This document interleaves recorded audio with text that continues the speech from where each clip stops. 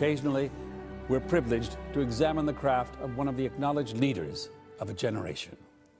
Tonight, as we reach the midway point of our 12th year, is such a night. Our guest has made us look at ourselves and laugh at ourselves in an array of films from Robin Hood Men in Tights to Getting In, The Nutty Professor, Con Air, Half-Baked, You've Got Mail, Blue Streak, and Undercover Brother. In television, he has brought his unique, hilarious perspective to Def Comedy Jam, Comic Relief, frequent guest appearances wherever comedy counts, and in his live concert performances, Killing Them Softly, For What It's Worth, and Dave Chappelle's Block Party. The groundbreaking show that bears his name has been honored with Emmy and Image Award nominations and broken every record for DVD sales of a television show. Now, you had the Dave Chappelle show at Comedy Central, and then you didn't have the Dave Chappelle show at Comedy Central. And in comedy, the reason most people have a show and then don't have a show is because they say, well, we don't want you to have a show anymore. But that wasn't the case here. The case here was you said, I guess you said, I don't want your show anymore, and you took a hike. It's worse than that. It's worse? Yeah. Well, now, are you tired of talking about it? It's 10 years, of course you're tired of talking about it. I don't talk about it. It's like, I just, listen, here it is. Technically, I never quit. I'm 7 years late for work.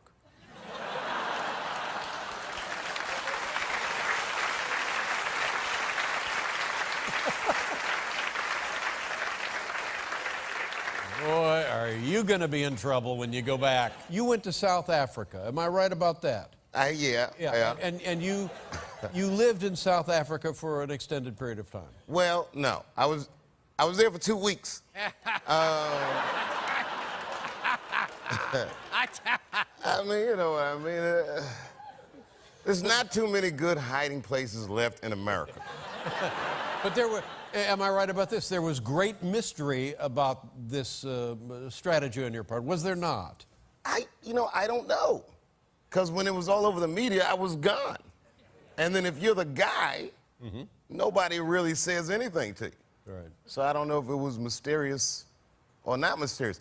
It was like living in the corner of perception and reality. You know what I mean? And like, it's a weird place to be. When everyone thought Wesley Snipes was in jail, I saw him at a party. That's right.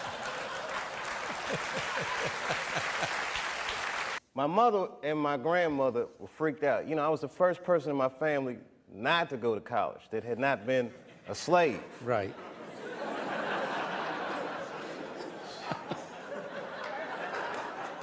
So I was really breaking from tradition, and it was like a graduation lunch we were having, and they had my dad come and talk to me, and my dad takes me outside, and he's like, listen, and this is some advice that applies to all you acting students.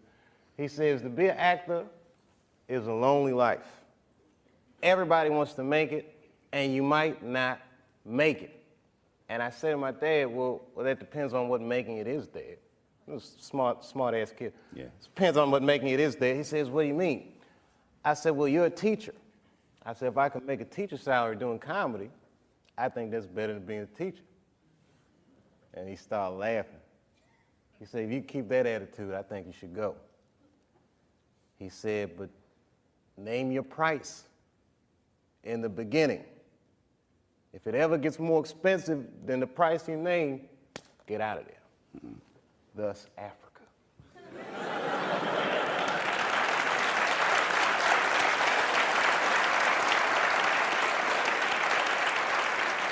Like you guys are students now, so you're idealists, but you don't know about where art and corporate interests meet yet. Just prepare to have your heart broken. Like, in a way, you see him laughing, that evil laugh?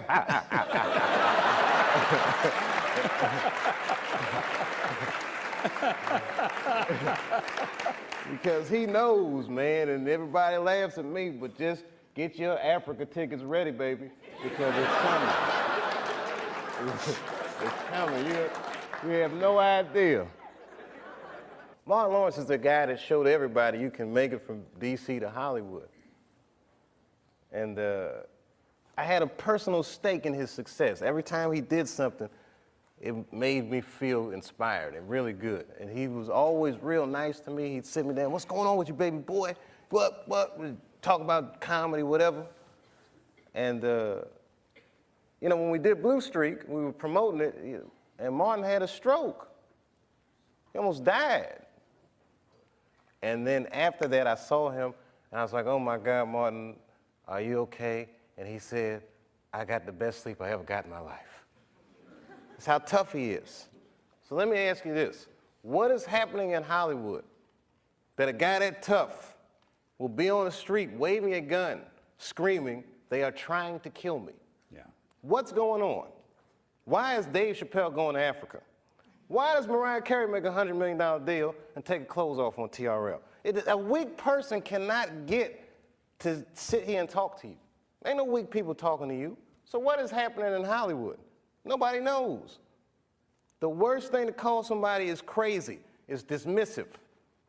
I don't understand this person, so they're crazy. That's bullshit. These people are not crazy. They're strong people. Maybe the environment is a little sick. I was freaked out, man, with the fame thing and being called crazy and drug addict and all these things. Scared me. You know, just being treated that way. Like I'm not a person anymore. You say this shit about me in front of my children, and you know, who the f do these people think they are? And they don't know what happened. You know, I have not spoken about what would make a person walk off the set of a successful show and go to Africa. But again, people don't understand it, so they call me crazy, and I don't like that. What should they understand, Dave? What should they understand? What did you find in Africa that was an antidote to that? In Africa? Well, a lot of things. First of all, I'm a Muslim. I don't necessarily practice the way a good Muslim is supposed to practice, but I believe in these tenets. And in Africa, there's a small community of people that don't know anything about the work I do, and they just treat me like I'm a regular dude. So I knew that in Africa I'd have a place to sleep, and that I wouldn't have to feel strange. And you know, when they would call me crackhead and all these things in the country where I'm from, in Africa, they didn't know anything. They was feeding me and taking care of me and taking me to the mall and just regular stuff. And it just made me feel good. It just reminded me that I was a person, you know.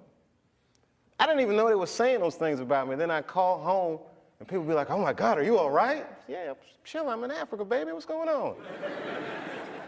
And then I got a call from a journalist that had been working on a story, and he was like, yeah, rumor mill's going on about you. Just want to clear a few things up. And I'm like, yeah, what's going on? Okay, do you smoke crack? I said, what? Do you smoke crack? Did you graduate from high school? I mean, it was all these crazy questions. And I thought about never coming back. I said, this place is crazy.